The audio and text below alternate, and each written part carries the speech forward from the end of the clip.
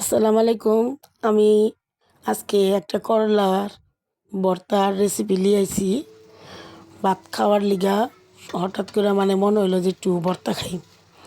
তো যদিও আমি ২ রকমের ভর্তা আগেই করছিলাম, তারপরে এখন মনে হইলো যে একটু করলা দিয়ে ভর্তা খাই। তো এটা আমি সম্পূর্ণ নিজে থেকেই করছি। করলাটার প্রথম কাইটা একটু হালকা হলুদ লবণ দিয়ে তেলে ভাজা দিছি।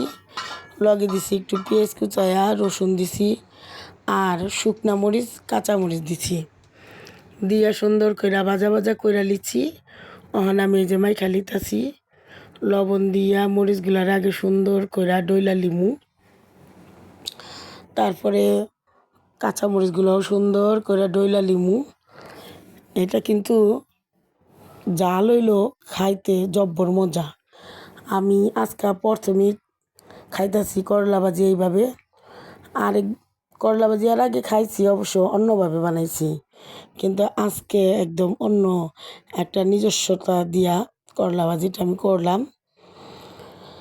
আর জাল হয়েছিল, জাল হইলে ভাল লাগে ভর্তা, জাল না হইলে আসলে মজা লাগে না।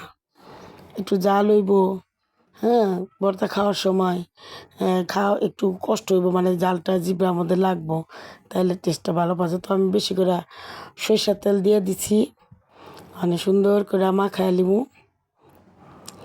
গরম গরম ভাত রাঁধছি করলা ভাজি দেয়া খাওয়ানোর লেগা। তো করলা ভাজিটা সুন্দর করে মাখাইয়া দিছি।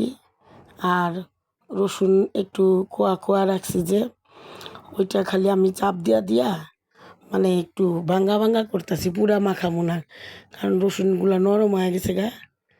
তা আমি এই যখন গরম ভাত লিছি, আর সাথে আমার আছে পটল সিরকা, শুটকি দিয়া ভর্তা আর আলু ভর্তা। তো আমি এই ভর্তাটা দিয়ে প্রথম খামু গরম ভাতে। ওহ, মুখে দিছি পরে এত মজা, এত টেস্ট, মন জুড়ে গেছে গা, সেই মজা লাগছে। তো আপনারা ওইভাবে বাসায় বানায় বানায় খাইবেন। আর লাইক কমেন্ট শেয়ার করেন। আল্লাহ হাফেজ।